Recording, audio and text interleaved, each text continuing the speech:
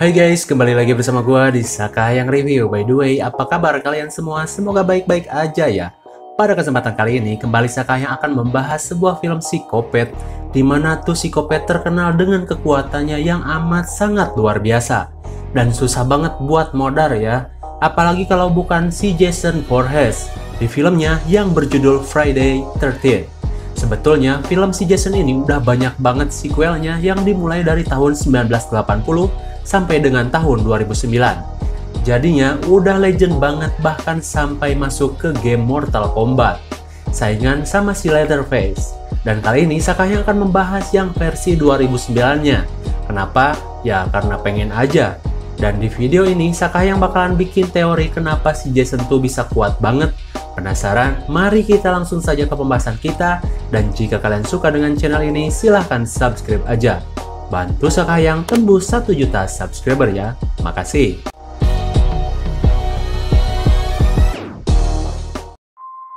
Film ini diawali di sekitaran tahun 1970-an.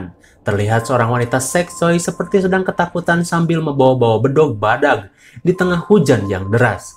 Ternyata ia dikejar oleh seorang wanita psikopat yang katanya telah membunuh semua temannya, yang tersisa hanyalah wanita ini. Dan ia pun akan segera dipodarin juga, karena katanya ulah sekelompok anak muda ini telah membuat anaknya yang bernama Jason kecebur dan mati tenggelam. Namun ketika ia akan dicucuk, si cewek ini pun melawan dan menyabetkan bedognya ke arah wanita itu sampai palanya putus dan modar.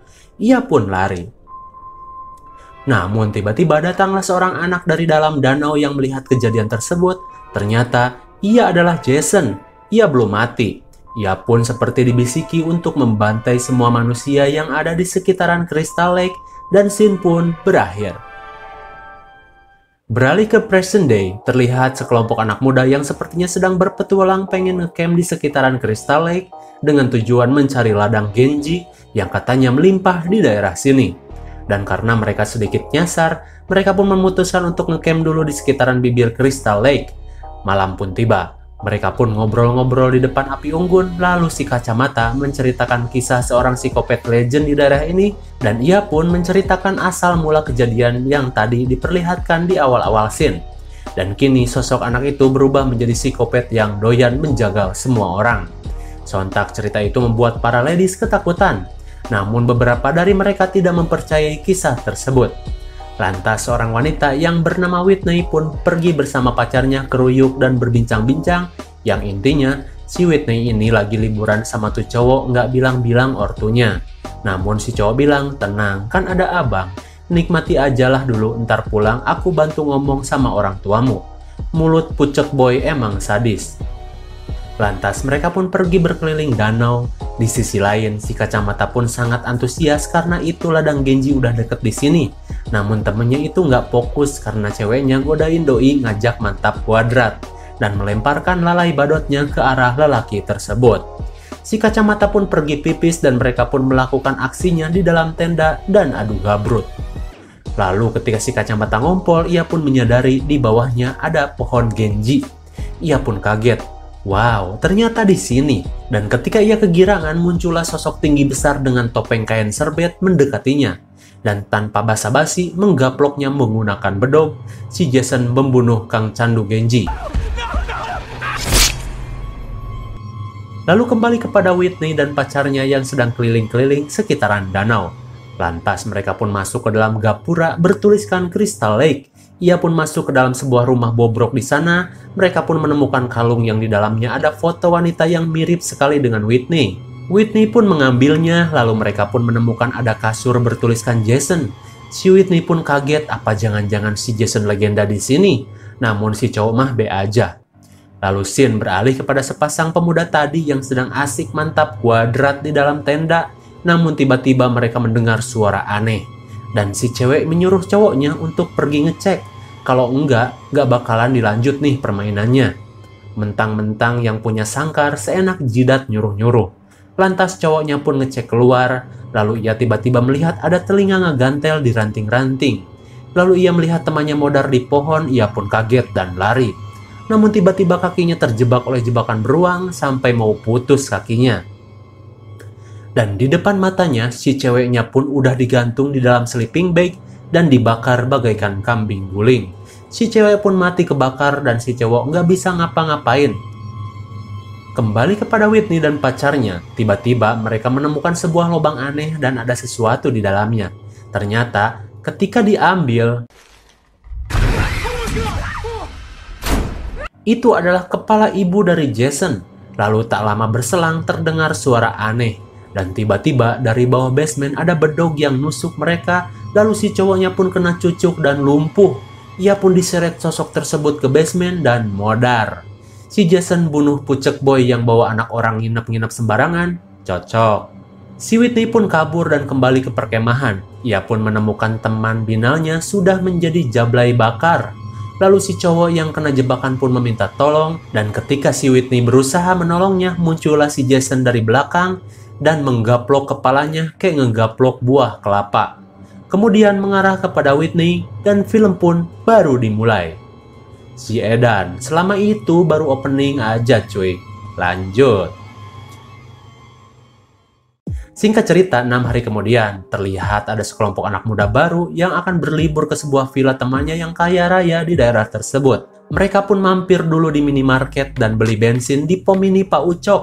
Di sana mereka bertemu dengan seorang pria yang bernama Clay. Terlihat ia sedang menyebarkan poster anak hilang.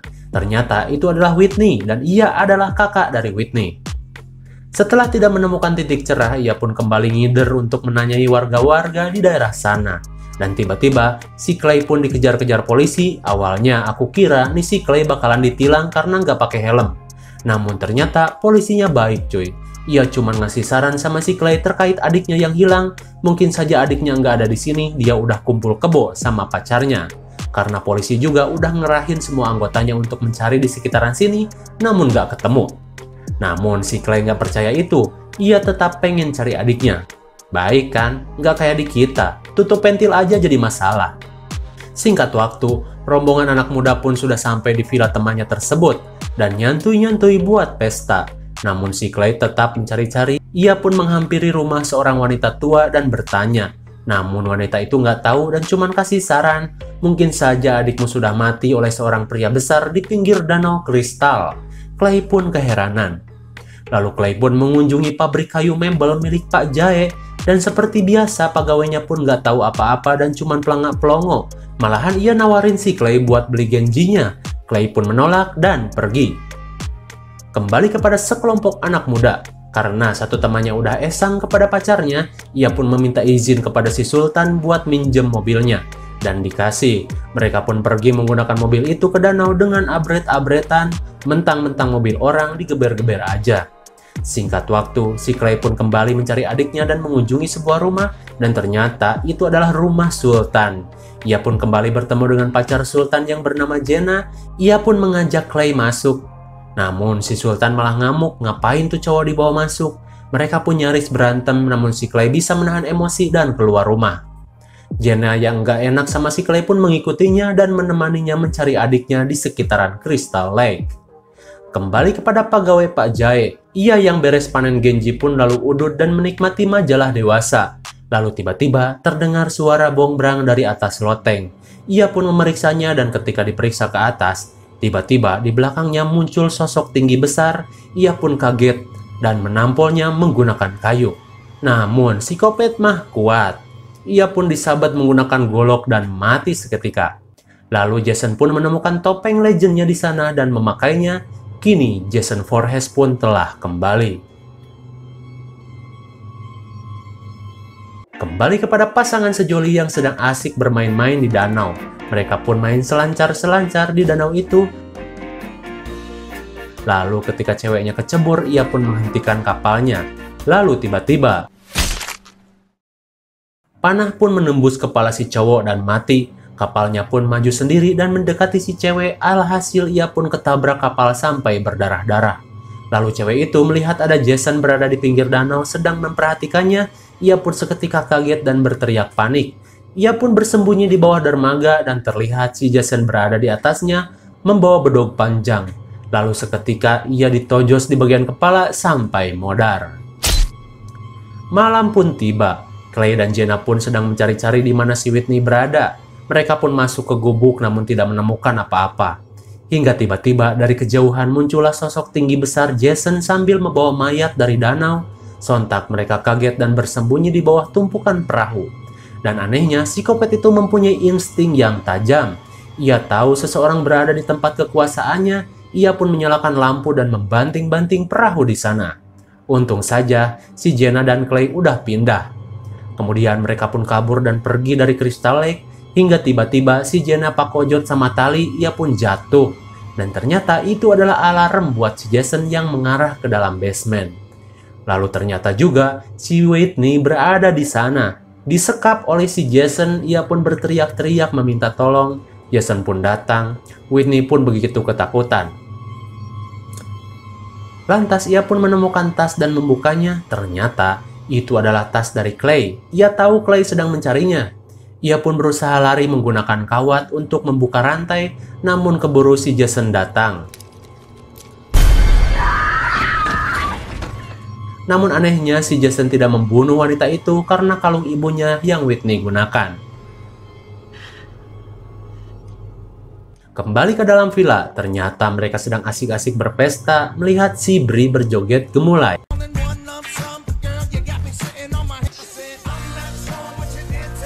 Lalu ketika si teman Asia mereka gaya-gayaan minum AO dengan dibakar, ia pun malah kepanasan dan jatuh menimpa kursi kesayangan dari kakek Sultan. Ia pun dimarahi dan disuruh memperbaikinya, sedangkan si Sultan akan dikasih servis 19 detik di atas loteng. Kemudian datanglah Jenna dan Clay yang panik akan melaporkan kejadian tadi kepada polisi dan menggedor kamar Sultan yang di dalamnya tentu doi lagi asik bermain kuda lumping bersama si Bree. Dan ketika si cowok Asia bernama Chiwi sedang mencari alat perkakas, tiba-tiba Jason udah berada di depannya dengan perawakan yang mengerikan. Ia pun dicucuk obeng dan mati seketika.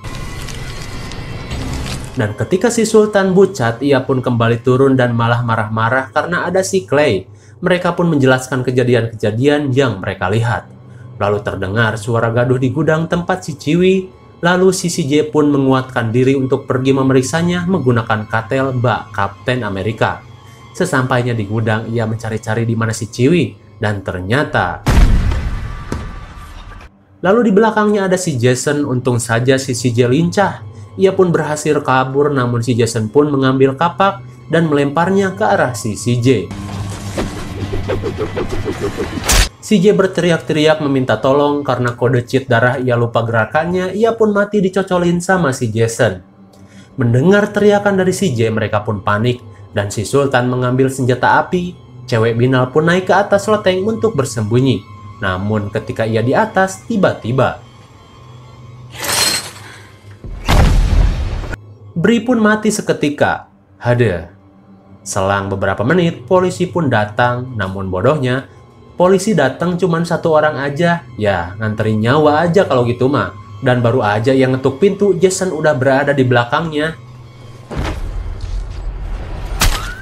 3 orang tersisa yang mengetahui polisi udah mokad dan Bree juga udah mokad, mereka pun memberanikan diri untuk kabur. Mereka pakai mobil polisi, namun mobilnya pun rusak, mereka pun mabret kabur seedan-edannya. Jenna sama si Clay lari, dan si Sultan mabret sendiri ke hutan. Ia pun terkusruk ke gawir dan pistolnya malah jatuh ke air. Ia pun panik dan lari ke jalan. Hingga datanglah mobil yang berhenti menawarinya tumpangan. Lalu, si Jason ada di mana-mana. Cepet banget pindah-pindah tempatnya. Sakti emang, Sultan pun modar. Tersisa Jenna dan Clay, mereka pun kabur, tapi kaburnya malah ke rumah Jason. Edan Sugan. Di sana mereka pun mendengar suara teriakan dari si Whitney, mereka pun masuk ke dalam basement dan membebaskan adiknya. Namun si Jason udah ada aja di tempat itu, cepat sekali ya. Mereka pun dikejar-kejar lalu. Jenna pun harus modar di tempat menggantikan si Whitney yang kini udah bebas. Mereka pun pasrah akan Jenna dan kabur saja. Karena diuber-uber sama si Jason, mereka pun bertarung di dalam bis dan hampir modar, beruntung mereka bisa kabur. Dan sampailah mereka di pabrik los kayu milik Pak Jae. Mereka pun masuk ke sana dan tiba-tiba Jason pun nongol. Jason dan Clay pun bertarung habis-habisan. Jelas si Jason unggul sekali, si Psikopat mah kuat.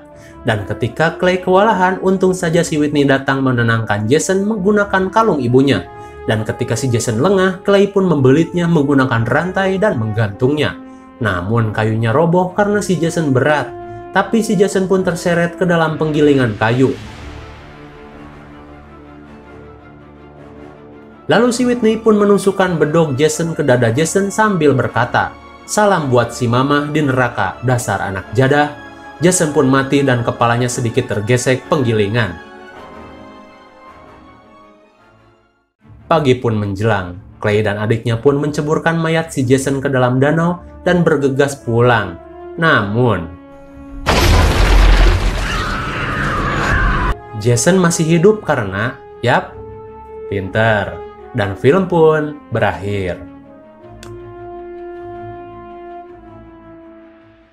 Bagaimana? Cukup menegangkan bukan? Kenapa sih si Jason tuh kuat banget dan gak bisa mati? Jawabannya ada satu, Crystal Lake. Ketika Jason kecil dikabarkan meninggal dan tenggelam di danau, namun nyatanya ia bisa selamat dan hidup sebagai psikopat atas bisikan si mamahnya. Dan kini ketika Jason mati dan diceburkan ke danau, Jason pun kembali hidup. Mungkin Jason punya ilmu rawa rontek versi Hollywood. Dan mungkin nama ilmunya adalah Danau Rontek. IMDb untuk film ini adalah 5,5, lumayan lah. Dan Sakayang kasih nilai 6,0. Cukup lah. Cuma kalian harus sabar aja karena emang si Jason mah kuat dan susah mati. Meski di film-film jadulnya juga begitu. Mungkin segini saja review dan penjelasan film Friday 13. Jangan lupa like, share, and subscribe supaya kalian tidak ketinggalan jika ada video baru dari Sakayang. Thanks for watching and see you on next video. Bye-bye.